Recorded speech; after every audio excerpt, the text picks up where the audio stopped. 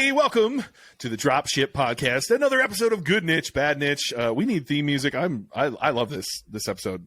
We brought it up to some students, and they were like, "Yeah, they seemed excited." So maybe we'll have to make this a new segment moving forward that we do more often. I'm excited. Today we're going to do telescopes. I kind of like the idea of hitting some of these that like come up with almost every student, right? I feel like we have 20 that we could name that everyone comes up with, and if we can kind of talk through those, maybe that'll help people who originally are starting, or maybe just help us with our customer support, where we can just be like, hey, go listen to episode whatever. Anyway, I want to talk telescopes. I was interested in them when I first started, very interested in them. I thought, man, this is a great idea. I kind of wanted one. It seemed like a really good idea, and I never went into it. I did do some discovery. I don't know how much experience you have with telescopes, John, but the one thing that really stood out to me, man, the margins suck on telescopes. Yeah. I mean, this is definitely one I've looked into both myself and on behalf of people I've coached. So I can think of people who are drop shipping or trying to drop ship telescopes 5-6 years ago that I worked with, and they had businesses set up and running. They had some suppliers, and so I've actually looked inside businesses that were trying to sell them, and definitely some thoughts. Look, on the face of it, I think it sounds like a really good idea, right? Like from the product perspective, it's a passion based market like astronomy. That's an interest, right? That's a hobby. It's both an amateur and a professional thing, and so. Definitely that's what we're looking for, right? When we go into market or niche selection, is we're looking for those sort of passion or enthusiast based markets. They tend to be the really good ones to get into. And so it definitely is a big tick on that box.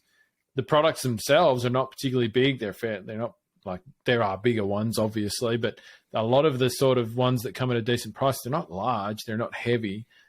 Shipping, relatively easy, right? And so you're like, yep, that ticks the boxes. That's cool. They're high ticket.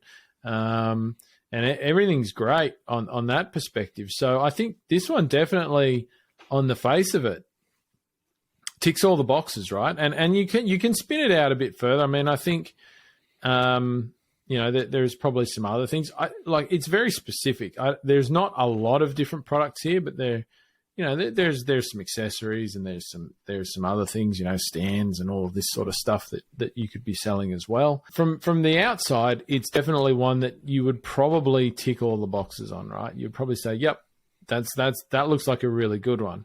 However, the experience of doing it is not, or has not in the past. Now, I'm going to say a caveat on this is I haven't looked at it closely for a couple of years, right? So things may have changed.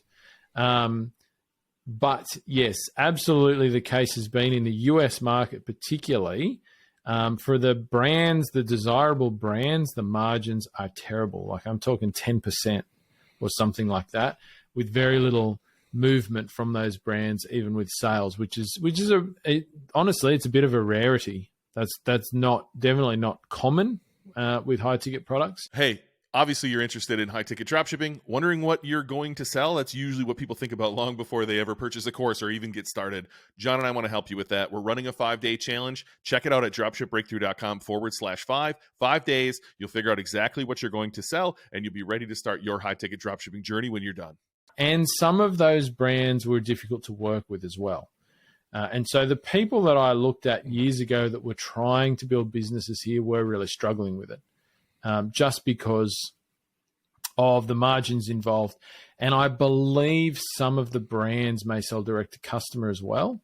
And so there was that level of competing with your supplier kind of thing, which did add some extra challenges. So it's a tricky one. It's one of those tricky ones where, once again, you don't see many like this, but on the outside it looks great. On the inside it looks less great.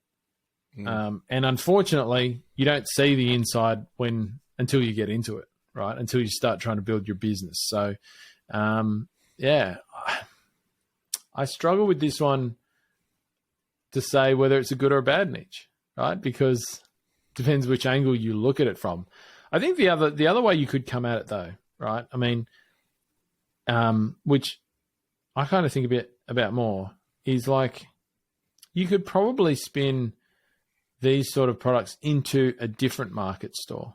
Like, let's say you were going to do one that was focused on like scientific equipment or something like that. Like, I mean, I think there's some different ways we could make telescopes part of a store, but I don't think at this point, based on what I know about it, I would want to rely just on selling just telescopes. Yeah, I don't even know if that would be the same person, right? The person buying a microscope is definitely not the same person. No. Maybe some of them match up. Yeah. But so here's my experience. I want to be transparent that I'm not telling you this is good or bad. My experience was in 2015.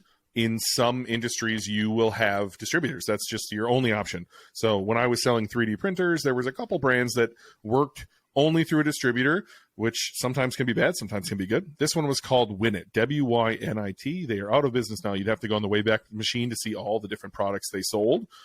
I signed up for my 3D printer, and through that, I had access to the portal where I could see prices across a lot of different industries, and certainly telescopes intrigued me right out of the gates. I wanted to go look at them when I saw them on there.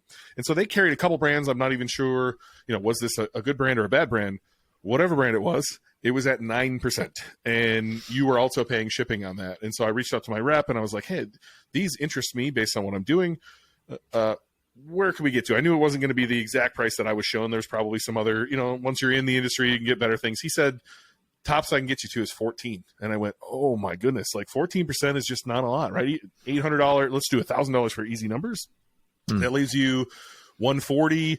Got to pay the Shopify man on that or the Stripe man on that, right? So you're already down, $130, $120. You got to acquire that customer. You got to pay the shipping.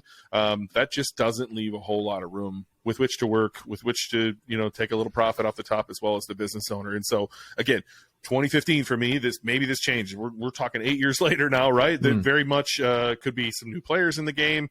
There could be new pricing strategies. Certainly $1 in 2015 is about 72 cents in 2023. And so who knows, maybe with price increases, margins have increased too. But it didn't look good in 2015. I'll say that. Yep. It's one where I'd really struggle to tell people not to do it. Just because it does tick so many boxes. But I think if you were going to do it, you would have to be aware that, there are some things going on on the inside there that may not be fantastic.